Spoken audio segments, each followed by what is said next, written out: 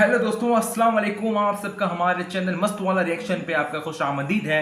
तो मेरा नाम है मोहम्मद फहमीद रज़ा। मेरा नाम है शाहीन परवीन। तो दोस्तों, आज हम जिस वीडियो में रिएक्शन देने वाले हैं, ये वीडियो है how science introduce the creator. ये बाय इंजीनियर मोहम्मद अली मिर्जा साहब की है। तो जनरली आप सबको पता है कि इनकी जो वीडियोस होती हैं वो काफ़ी इंफॉर्मेटिव होती हैं। और हमारा जो हमारा जहन बना कि इसके ऊपर हम रिएक्ट करें, कि एक चीज़ जो होती है कि साइंस के इसमें कोई फ़र्क नहीं। मैं भी एक इंजीनियरिंग स्टूडेंट हूँ और हमें ये पता है कि साइंस जो है जिस तरह खुदा का तारुफ़ कराता है, साइंस जिस तरह से खुदा को हमें पेश करता है लोगों के सामने, ये बहुत बड़ी एक नेमत है और इस नेमत का हमें शुक्रिया अदा करना चाहिए। तो इन्होंने भी जो है काम को किया है और इससे देख के हमारे इल्म में इजाफ़ा होगा, ईमान की जो क़ुव्वत है, ईमान की जो ताकत है वो भी बढ़ेगी। तो बिना किसी ताख़ीर के हम स्टार्ट करते हैं वीडियो। Let's go.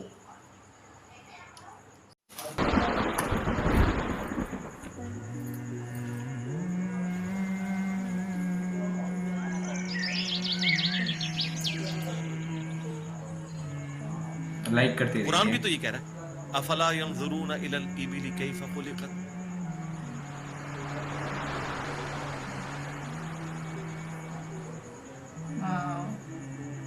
क्या तुमने ऑब्जर्व नहीं किया हमने ऊंट को कैसा बनाया,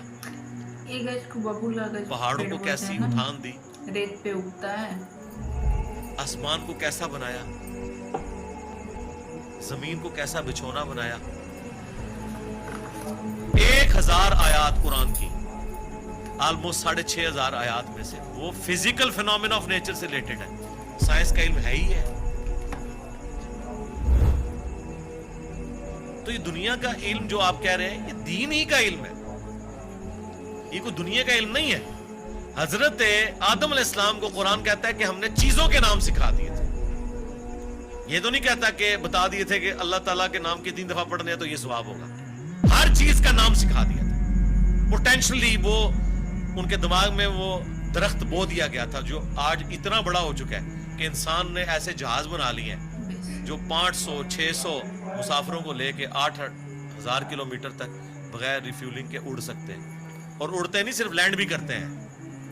ये सबसे मुश्किल काम है। लोग कहते हैं कि मिसाइल टेक्नोलॉजी मुश्किल है। जनाब, मिसाइल टेक्नोलॉजी तो शायद ही कोई नहीं जो ये बोइंग की टेक्नोलॉजी है, क्योंकि मिसाइल तो आपने छोड़ना है, उसने फटना है, वापस नहीं आपने उतारना। लेकिन स्पेस शटल को, बोइंग जहाज को उड़ा के आपने उतारना भी है, बंदे बीच में बैठे हुए हैं। ये मुश्किल टेक्नोलॉजी है। तो करके दिखाया ना। ये इंसान जब भी कोई चीज डिस्कवर करता है ना, सबसे पहले उसका नाम रखता है। पोटेंशियली आदम अलैहिस्सलाम को तमाम चीजों के नाम सिखा दिए थे जो फरिश्तों को भी नहीं आते थे। इंसान की फजीलत उसी अक्ल की वजह से। तो ये कोई दुनिया का इल्म नहीं है, ये अल्लाह ताला का फेल है। ये कायनात है कि नहीं? कुरान अल्लाह का कलाम है और कायनात अल्लाह का फेल है। अल्लाह ने बनाई है ना, क्रिएटर। अल्लाह के फेल का इल्म हासिल करना, ये दुनियादारी कैसे होगी? दूर। ये दुनियादारी उस सूरत में होगी जब इसके बाद आप खुदा को ना पहचाने। वो तो सर, कुरान पढ़ के भी अगर आपने खुदा को नहीं पहचाना और कुरान बेचने का जरिया और चंदे कमाने का जरिया बनाया, तो आपसे एक फिजिक्स का प्रोफेसर बेहतर है। कम से कम उसने खुदा की किताब को सही कहा अपने जाती फतवों की खातिर। ये तो बाद के अमाल बताते हैं कि आप इसमें से निकाल रहे हैं। तो आज साइंस की बरकत से मेरे ख्याल खुदा का तारुफ जितना हमें हुआ है, हमारे असलाफ को नहीं था। और आज जिस बेहतरीन अंदाज में हम क्रिएटर का तारुफ एक इंसान के सामने रख सकते हैं, आज से पहले तसव्वुर भी नहीं था कि ऐसा भी हो सकता है। स्ट्रक्चर ऑफ डीएनए, जीन्स की स्ट्रक्चर, सरकार अक्ल दंग रह जाती है। साइंटिस्ट कहते हैं कि एक चाय के चम्मच में इतने जीन्स आते हैं और उनके अंदर इतना डाटा कोड हो सकता है जितनी इंसानी तारीख में आज तक किताबें दुनिया की लाइब्रेरीज में पड़ी नहीं। ये किसने रखा है? ये बात बिल्कुल हकीकत है। एक बीज के अंदर इतना डाटा रख दिया कि 6 अरब गुना बड़ा दरख्त बनता है और साल हर साल फल देता रहता है। सब कुछ उस बीज में से निकला है। दुनिया की कोई हार्ड डिस्क इसको स्टोर नहीं कर सकती। आज से पहले ये तफसीलात हमें नहीं पता थी ना। एक इजमालन पता था कि अंडे में से चूजा निकल आता है। सरकार, ये वो डिटेल्स जो आप साइंस हमें बता रही है, आज से पहले किसी को یعنی ایمبریولوجی کی فیلڈ اور الیکٹرانک مائکروسکوپ جو 1980 میں آ کے آلموسٹ فائنل ہوئی ہے، اس سے پہلے کسی کو پتا تھا کہ ماں کے پیٹ میں بچے کی ڈیولپمنٹ کیسے ہوتی ہے؟ کیا صحابہ کرام نے یہ دیکھا ہوا تھا؟ ان کا تو ایمان بالغیب تھا. ہم تو پریشان ہو جاتے ہیں کہ یار لوگ تو کہہ رہے ہیں جادو جادو دیکھنا ہے تو یہ دیکھو. کبھی نیشنل جغرافک یا ڈسکوری چینل کے اوپر جب وہ فاسٹ کر کے موویز چلاتے ہیں کہ ایک بیج پھوٹتا ہے، اس میں سے کومپل نکلتی ہے، پھر بنتے بنتے درخت بن جاتا ہے یا پھول، وہ جادو ہو رہا ہوتا ہے. انڈے میں سے چوزا نکلنا چاہیے. اصل جادو یہ ہو رہے ہیں جو عقل دنگ ہے، لیکن ہم ان معجزات کے عادی ہو چکے ہیں. تو آج خدا کا تعارف میرا خیال ہے سائنس کی برکت سے الحمدللہ بہتر طریقے سے ہم اپنی ینگ جنریشن کو خدا کا تعارف کروا سکتے ہیں. اور اس سے بڑھ کر سائنس کی برکت سے آج دین اتنا آسان ہے کہ اگر کاتب کے لکھنے پہ قرآن ہوتا، آج دنیا کے ہر مسلمان کے پاس قرآن نہ ہوتا. اگر پرنٹنگ پریس نہ ہوتا، یہ بخاری مسلم یہاں نہ پڑی ہوئی ہوتی. صحیح بات ہے. اگر کاتب ہی لکھ رہے ہوتے، اگر موچی جوتیاں بنا رہے ہوتے نا، تو آج آدھی دنیا ننگے پاؤں ہوتی جتنی دنیا کی آبادی ہو چکی ہے. تو سائنس نے ہمیں دین پہ چلنا بھی آسان کیا ہے. آج مساجد کے اندر جتنی فیسلٹیز آپ کو نظر آ رہی ہیں، یہ اجمیر شریف والوں نے دی ہیں آپ کو، یہ بغداد شریف والوں نے دی ہیں، یہ رائے ونڈ شریف والوں نے دی ہیں آپ کو، ملتان شریف والوں نے دی ہیں. نہیں سرکار، یہ سائنس نے آپ کو دی ہے.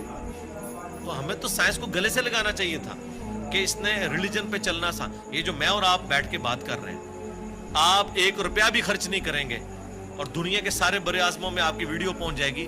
اگر آپ کو کوئی ٹی وی چینل انٹرنیشنل خریدنا پڑ جائے، آپ کی نسلیں بھی پیسہ جوڑیں تو نہیں خرید سکتی. یوٹیوب نے آپ کو فری دے دیا، الٹا آپ کو مونیٹائزیشن کے وہ پیسے بھی دیتا ہے اپلوڈ کرنے کے. سرکار، یہ سائنس کی برکت سے سب کچھ ہوا ہے. تو احسان فراموش نہ بنے، سائنس نے آپ کو بہت کچھ دیا.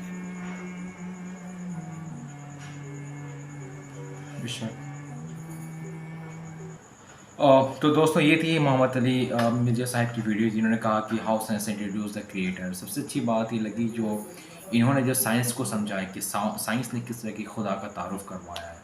اس میں کوئی شک کی بات نہیں ہے. ایون میں بھی بہت سارے جو ہمارے یہاں پر جو ادارے میں جو کافی فنکشنس ہوتے ہیں اور کافی پروگرامس ہوتے ہیں، میں اس میں شرکت کرتا ہوں. میرا بھی یہ کہنا ہے کہ جو لوگ کہتے ہیں کہ دینی علم اور دنیاوی علم میں فرق ہے، میں یہ پہلے کہتا ہوں کہ دینی علم ہے کیا.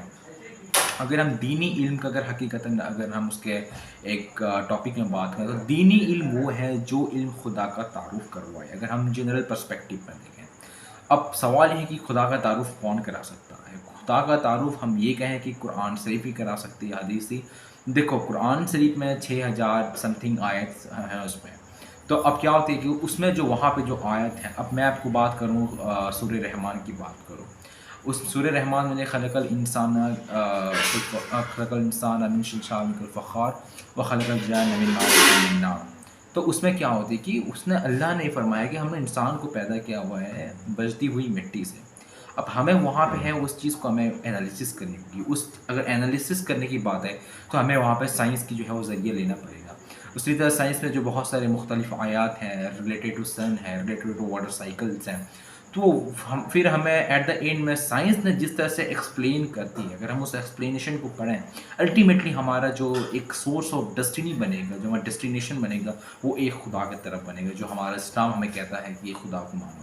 تو الٹیمیٹلی ساری جو ہماری جو ایک جد و جہد ہو رہی ہے، وہ سارا جد و جہد کا جو ایک ڈیسٹینیشن پوائنٹ ہے، وہ اصل میں ایک خدا کی طرف ہمیں بڑھاتا ہے. یہ سائنس جو ہے، نو ڈاؤٹ آج کی دنیا میں بہت بڑی برکت ہے. اور ہمیں بعض اوقات تو مدرسے میں یہ پتہ نہیں، ایک بہت سارے جو ہمارے مولانا حضرات کو اس کے بارے میں نہیں پتہ ہوتا کہ وہ کہتے ہیں کہ نہیں سائنس کو چھوڑ دو، دینی علم کو. میں کہتا ہوں کہ دینی علم کیا ہے؟ دینی علم جو ہے وہ قرآن کو، اگر دیکھو، اگر ایک کوئی سے مدرسے کے بچے کو آپ بلاؤ، اب میں کہتا ہوں کہ مرج البحرین یلتقیان بینہما برزخ لا یبغیان، یہ کوئی سورہ رحمان کی آیت ہے. میں کہتا ہوں کہ مجھے اس کے اوپر ایکسپلینیشن چاہیے. کوئی اگر ایتھیسٹ آتا ہے، اگر کوئی نان مسلمس بھائی اگر آتے ہیں، تو انہیں آپ کیسے ایکسپلین کریں گے؟ آپ تو صرف قرآن کی آیت کو پڑھ کے اس کے معنی تو نہیں بیان کر سکتے نا. وہ تو مور دین انف نہیں ہے نا، کہ آج کے دور کا بچہ جو ہے اس کے پاس انالیٹیکل اسکلس ہے، وہ ہی is a rational person and he asked the question, he need really good answer. So what you have the way to convince to him. تو ہمیں اسے پھر ایکسپلینیشن کرنی پڑتی ہے. قرآن میں اللہ نے یہ فرمایا ہے. अब उसके बाद हमें उसे और डीपली हमें समझाना पड़ेगा कि ये कैसे हुआ। अगर मरजल बहरैन अल्तक़ियान है, हमने 2 दरिया को रवा किए, वो एक दूसरे में नहीं जुड़ते। अब उसकी वजाहत करें कि क्यों नहीं जुड़ते। अब वहाँ पे साइंस की फील्ड आती है कि उसकी जो डेंसिटी जो होती है, जो विस्कोसिटी होती है, यहाँ पे साइंस की फैक्टर्स आती हैं फिजिक्स की, तो वो वहाँ पे है। अब वहाँ पे क्या है ना, डेंसिटी है। अब डेंसिटी के अंदर में भी काफ़ी चीज़ है, विस्कोसिटी है, एक दूसरे के पानी आ नहीं सकती। अब उसके अंदर जो लिविंग थिंग्स हैं, हो सके वो भी मर जाएं, कि वहाँ 2 ही दरिया, एक है आई थिंक नील पानी है, एक ब्लू पानी है। तो एक जो वाइट है नीली। आई थिंक समथिंग है, तो वो जो मुख्तलिफ जो चीज़ें अगर दोनों की मछली वाइस वर्सा हो जाएँ, एक दूसरे को समंदर को चले जाएँ, हो सके मर जाएँ, कि उनकी जो लिविंग थिंग्स हैं उनके अंदर जो भी जो क्रिएटर ने जो क्रिएट किया उनका सिस्टम, जो वो हो सके उस चीज़ को अडॉप्ट ना कर सके, एडॉप्टेबिलिटी ना हो उनके अंदर में। तो उस चीज़ से तो हमें एट द एंड में हमें ये बहुत बड़ी हमें निशानी है कि अल्लाह के नबी ने जो हमें हदीस सिखाई है, हदीस जो आगे आज फॉरवर्ड की है, साइंस वही बोल रही है। साइंस वही बोल रही है। और हमें ये चाहिए कि मदारिस में भी, और मैं पर्सनली भी, मैं बहुत सारे हमारे मदारसे में मैं जाता हूँ वहाँ पे, तो मैं ये कहता हूँ कि हमें यह इंक्लूड करना चाहिए। यहाँ पे हमें इंक्लूड करना चाहिए, हमें साइंस को इंक्लूड करना चाहिए। साइंस से बच्चे जो है वो रैशनल, देखिए इस्लाम में है कि सवाल जवाब करें। हज़रत उमर फ़ारूक रज़ियल्लाहु ताला अन्हु जब खिलाफत उस्मानिया में जब आया, तो उस वक्त क्या होता, लोगों ने सवाल करना पूछा, ए उमर तुम हमें बताओ कि तुमने जो लिबास पहना हुआ है, ये लिबास तुमने कहाँ से, माली गनीमत में तो इतनी नहीं था, माली गनीमत में सबके पास एक ही का है, तो आपके पास ये 2 कहाँ है।